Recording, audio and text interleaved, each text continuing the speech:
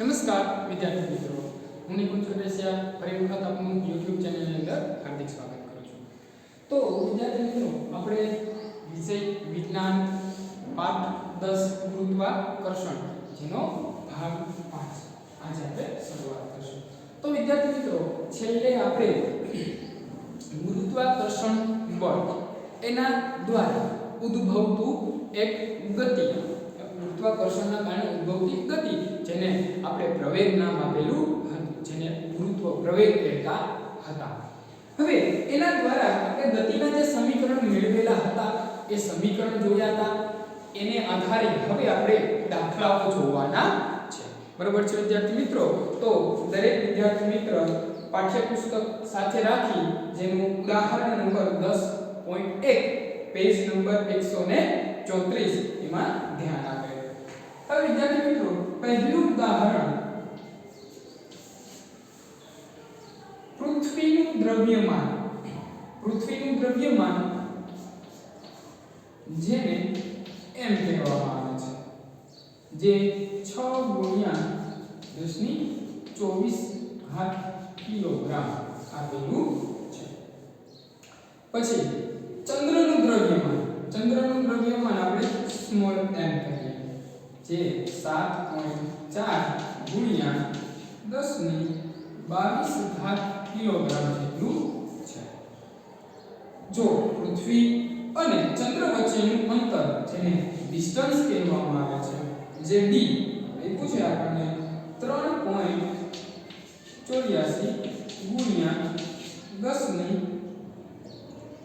10⁵ kilometre આટલું અંતર આપણને આપેલું છે. અને છેલ્લે આપણને g નું મૂલ્ય આપ્યું છે, જે આપણને ખબર જ છે, 6.67 × 10⁻11 ન્યૂટન મીટર સ્ક્વેર kg/2. હવે વિદ્યાર્થી મિત્રો, દાખલાની શરૂઆત કરતા પહેલા હું તમને એક વસ્તુ જણાવી દઉં કે આપણે આ પાઠની અંદર દાખલાઓ અગત્યના છે, એ પૂછાઈ શકે એવા છે. દાખલા બહુ એકદમ સરળ છે.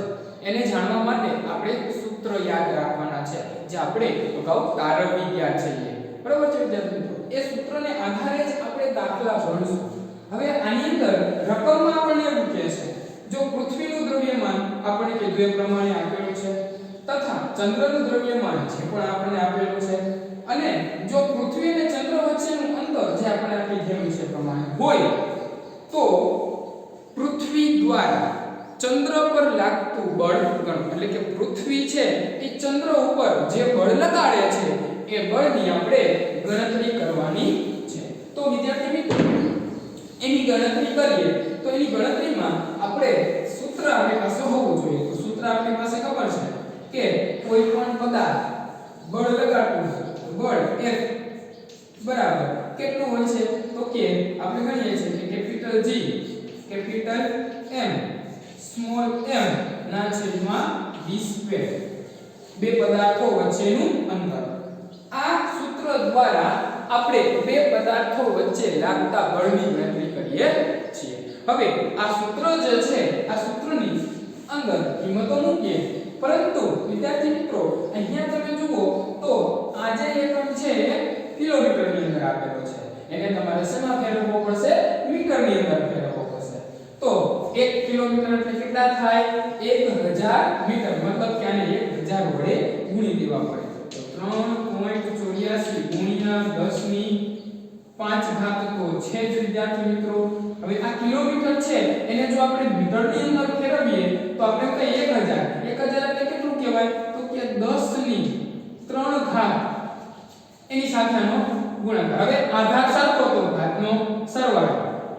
તો આ મૂલ્ય આપણને આટલું મળે છે, 3.84 × 10⁸ મીટર. કેમ કે આપણે એકમ છે અહીંયા જોઈ શકો છો કે જે શેની અંદર છે? મીટરની અંદર છે. તો એટલા માટે થઈ આ કિલોમીટર છે આપણે શેની અંદર ફેરવીએ છીએ? મીટરની અંદર ફેરવીએ છીએ. કેમ કે એકમ છે એ જળવાતા રહેવા જોઈએ, અને આ બધા કિલોગ્રામની અંદર છે. બરોબર છે મિત્રો? હવે આપણું આ સૂત્ર છે, આ સૂત્રની અંદર એનું કિંમત મૂકીએ તો g નું મૂલ્ય તો કે 6.67 × ગુણ્યા 10 ની માઈનસ 11 ગુણ્યા કેપિટલ M 6 ગુણ્યા 10 ની 24 ઘાત ગુણ્યા સ્મોલ m 7.4 ગુણ્યા 10 ની 22 ઘાત.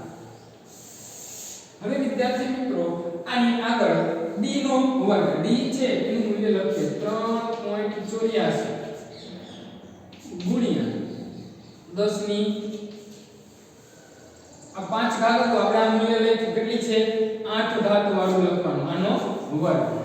હવે આની ગણતરી કરીએ તો ગણતરીની અંદર વિદ્યાર્થી મિત્રો આપણે શું કહી શકીએ છીએ તો ગણતરીમાં તમારે શું કરવાનું સૌપ્રથમ તો આને ઘાત જે છે આપણે બધી ઘાત એને એક સરખી લખીએ અને બાકીના જે મૂલ્યો છે એને જુદા પાડીએ.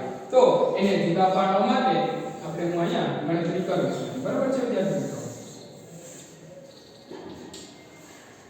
હવે આ ગણતરીમાં પહેલા લખું 6.67 ગુણ્યા આ મૂલ્ય 6 ગુણ્યા 7.4 છેદમાં 3.84 વર્ગ છે એટલે બે વખત લખી નાખું 3.84 ગુણ્યા 3.84. હવે બાકીના જે 10 ની ઘાતવાળા છે એને લખીએ તો 10 ની માઈનસ 11 ઘાત 10 ની 24 ઘાત ગુણ્યા 10 ની 22 ઘાત છેદમાં હવે આ વર્ગ હતો એટલે ઘાતની ઘાત હોય તો ઘાત તો શું થાય વિદ્યાર્થી મિત્રો ગુણાકાર. તો આનો ગુણાકાર કરો 8 ગુણ્યા 2 એટલે કેટલી થઈ જાય 16 ઘાત થઈ જાય 10 ની 16 ઘાત.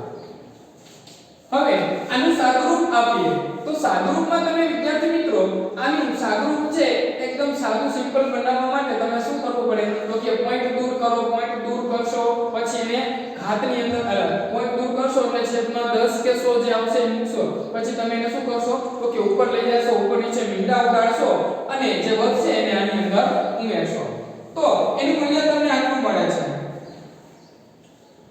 2.01 ગુણ્યા હવે આની જો વાત કરીએ તો છેલ્લે એનો તમને જવાબ મળે છે 10 ની 20 ઘાત ન્યૂટન. હવે જો આને કેવી રીતે કરી શકીએ તો આની એક સાદી સિમ્પલ ગણતરી તમને શીખવાડું. તો આ જે ગણતરી છે એને તમે આમ કરી શકો કે ભાઈ આધાર સરખો હોય અને જો ઘાત જુદી જુદી હોય તો સરવાળો થાય. માની લો કે આ -11 તો હતા એમાં ઉમેરો 24 એમાં ઉમેરો 22 અને 10 ની 16 ઘાત તો એમ છે જ. હવે આનો શું કરો સરવાળો કરો પહેલા 24 22 હવે એનો સરવાળો કરશો એટલે તમને મળશે 46. 46 માંથી તમે 11 બાદ કરો. હવે 46 માંથી 11 બાદ કરો તો તમને જવાબ મળશે 35. 10 ની 35 ઘાત છેદમાં 10 ની 16 ઘાત. હવે એ 35 ઘાત છે એમાંથી આપણે કહીએ કે આધાર સરખો તો ઘાતનો સરવાળો પણ જ્યારે છેદમાં હોય તો ઘાત ઉપર આવે તો બાદબાકી થાય. હવે બાદબાકી કરો અને બાદબાકી કરો તો તમને જવાબ મળશે 10 ની 19. હવે તમને પ્રશ્ન થાય કે સર અહીંયા તો 10 ની 20 ઘાત છે તો તમને અહીંયા જે જવાબ મળ્યો હોય એ 0.201 એવો મળ્યો હોય. હવે જ્યારે તમે એને એક અંક પછીનો પોઈન્ટ લાવો ને એટલે આ ઘાતમાં શું થઈ જાય એક વધારો થઈ જાય છે. એટલે કે જમણી બાજુ પોઈન્ટ આવે એટલે ઘાતમાં વધારો થાય એટલે કે સરવાળો થાય અને જો ડાબી બાજુ પોઈન્ટ જાય તો શું થાય ઘાતની બાદબાકી થતી હોય છે. એટલે છેવટે આપણને જવાબ મળે છે 2.01 ગુણ્યા 10 ની 20 ઘાત ન્યૂટન. તો આ આપણે એવું છેલ્લે કહી શકીએ કે પૃથ્વી દ્વારા ચંદ્ર પર લાગતું બળ છે આટલા ન્યૂટનનું હોય છે. બરોબર છે વિદ્યાર્થી મિત્રો. ચાલો હવે જોઈએ આના પછીનો નેક્સ્ટ ઉદાહરણ. ઉદાહરણ નંબર 2.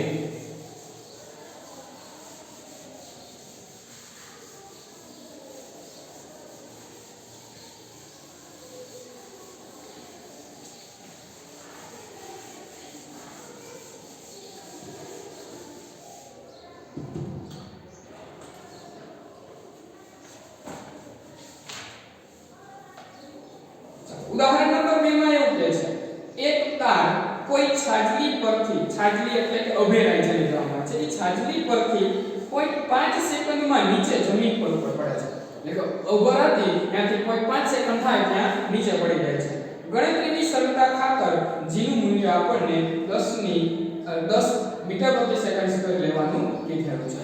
તો ઉદાહરણ નંબર 2 દાખલો ગણવા માટે થઈને સૌપ્રથમ આપણને જે મૂલ્ય આપેલા હોય એને આપણે લખી લઈએ છીએ.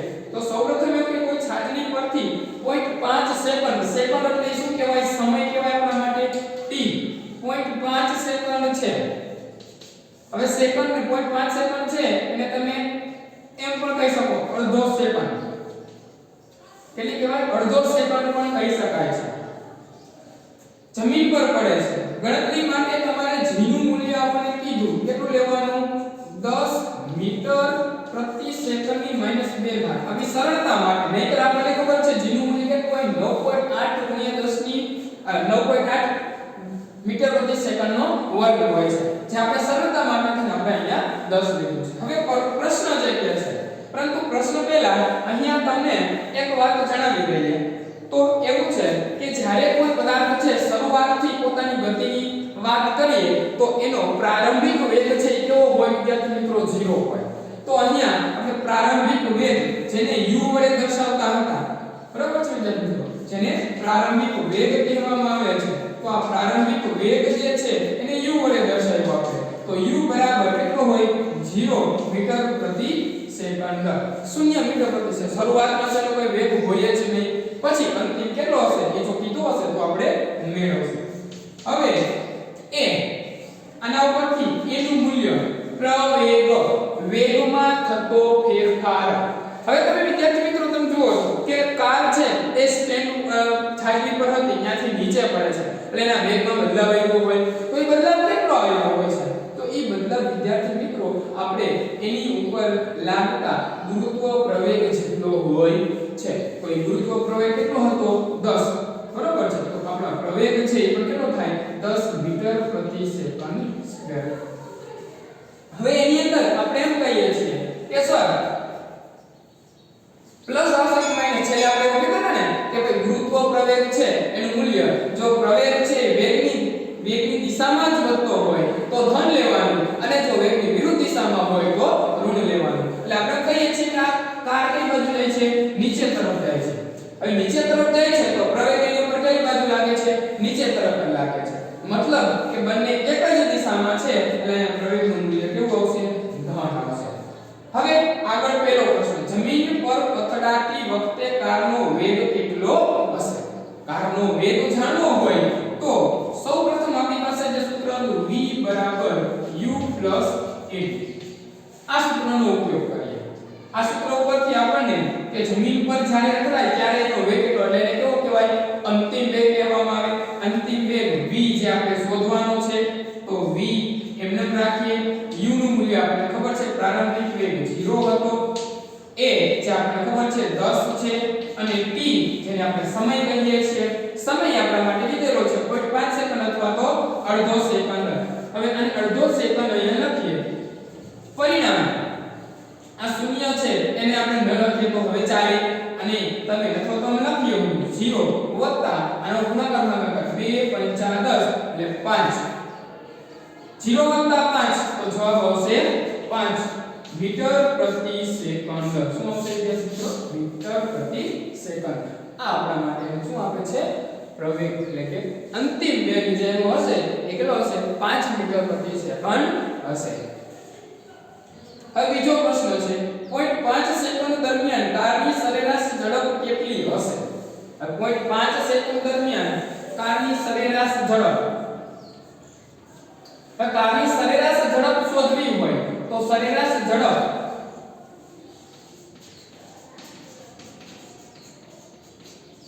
સૂત્ર યાદ કરવું પડે. 8મા પાઠની અંદર હતું સરેરાશ ઝડપ v બરાબર, સરેરાશ ઝડપને આપણે v જ કહેતા. v બરાબર s ના છેદમાં t. s એટલે કાપેલું અંતરને છેદમાં લાગતો સમય. એટલે કુલ કાપેલું અંતર છે તો એ તો આપણી પાસે છે ને. હવે એના માટે બીજું સૂત્ર પણ આપણે એવું લગાડી શકીએ છીએ કે પ્રારંભિક વેગ વત્તા અંતિમ વેગ. એટલે તમને ત્યાં જે સૂત્ર આપ્યું છે એ આ સૂત્રનો ઉપયોગ કર્યો હોય. પ્રારંભિક વેગ વત્તા અંતિમ વેગ ના છેદમાં 2. હવે શરૂઆત અંતિમ વેગ છે 5 હતો. v છે એ 5 મળ્યો આપણને, u છે એ 0 છે છેદમાં 2. આનો ભાગાકાર કરો 5 + 0 એટલે 5 ના છેદમાં 2. જવાબ મળશે આપણને 2.5 મીટર પ્રતિ સેકન્ડ. આ આપણને શું મળે છે? સરેરાશ ઝડપ મળે છે. અને વિદ્યાર્થી મિત્રો તમે s ના છેદમાં t આ સૂત્રનો ઉપયોગ કરીને પણ મેળવી શકો, એટલે કે અંતર મેળવીને પણ તમારી પાસે અંતર હોવું જોઈએ. અહીંયા આપણી પાસે અંતર હતું નહીં. હવે ત્રીજો દાખલો એની અંદર ત્રીજા દાખલામાં આપણે એવું કહે છે કે કાપેલું અંતર s શોધવાનું છે. કાપેલું અંતર s. હવે આના માટેનું સૂત્ર છે આપણી પાસે છે વિદ્યાર્થી મિત્રો, s બરાબર ut plus 1/2 at². હવે આની અંદર વિદ્યાર્થી મિત્રો અહીંયા u છે એ આપણા માટે શરૂઆત પ્રારંભિક વેગ હતો 0. 0 નો સમય સાથે ગમે મૂલ્ય મૂકશો તો અહીંયા જવાબ કેવો આવી જશે? 0. એટલા માટે અહીંયા પહેલા આપણે આપેલું છે 0. 1/2 એ એટલે આપણને ખબર છે વિદ્યાર્થી મિત્રો 10 છે. 10 મૂકીએ છે. t એટલે ખબર છે 1/2, પરંતુ પેલું શું આપેલો છે? વર્ગ આપેલો છે. હવે 1/2 એનો વર્ગ મૂકીએ. અહીં નીચે લખીએ 1/2 એનો વર્ગ. હવે 1/2 એનો વર્ગ કરો. હવે આનો ગુણાકાર ભાગાકાર પહેલા તો અહીં લખો 1/2 ગુણ્યા 10 1/2 એનો વર્ગ કરવા કરતા હું એને 2 વખત લખી નાખું. 2 × 5 = 10. હવે ઉપર 5 અને નીચે 4 ભાગાકાર કરશો એટલે જવાબ કાંઈ 1 પોઈન્ટ ને સમથિંગ મળે છે. 1.25 મીટર. આ આપણે શું આપે છે? કાપેલું અંતર આપે છે. વિદ્યાર્થી મિત્રો આ હતો આપણા માટે દાખલા નંબર 2. હવે જો તમને એમ થાય કે સર s મળ્યું તો એનું મૂલ્ય અહીંયા મૂકીને કરી શકાય, તો કે હા કરી શકાય છે. જો અથવા કરીને તમે બતાવો. v બરાબર s ના છેદમાં t. હવે s એટલે આપણને હતું 1.25 અહીંયા મળેલું છે. t એટલે આપણા માટે 0.5 જેને 1/2 હું લખી શકું છું.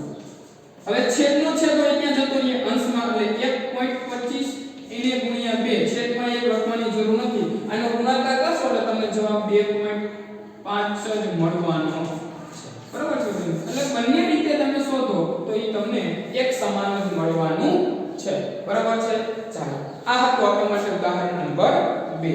તો આવી જ રીતે વિદ્યાર્થી મિત્રો તમારે ઉદાહરણ નંબર 3 છે એ તમારી જાતે ગણવાનું છે. અને જો કોઈ પ્રશ્ન હોય તો મને કમેન્ટની અંદર જણાવી, તો હું તમારા આ પ્રશ્નનું સોલ્યુશન પણ તમને કરાવી આપવાનો છું. બરાબર છે વિદ્યાર્થી મિત્રો? તો આજે આપણું હોમવર્ક પણ તમે લખી નાખજો કે ઉદાહરણ 1, 2 અને 3 આ ત્રીજું ઉદાહરણ તમારે જાતે લખવાનું છે. અને પહેલું અને બીજું આ બંને ઉદાહરણ રફ નોટની અંદર, સાથે ત્રીજું ઉદાહરણ તમારી જાતે ગણવાનું છે અને પ્રયત્ન કરવાનો છે. જો કોઈ પ્રશ્ન હોય તો તમે મને કમેન્ટમાં જણાવજો, તો હું તમને આગલા વિડિયોની અંદર એનું સોલ્યુશન કરીને આપી દઈશ. બરાબર છે વિદ્યાર્થી મિત્રો?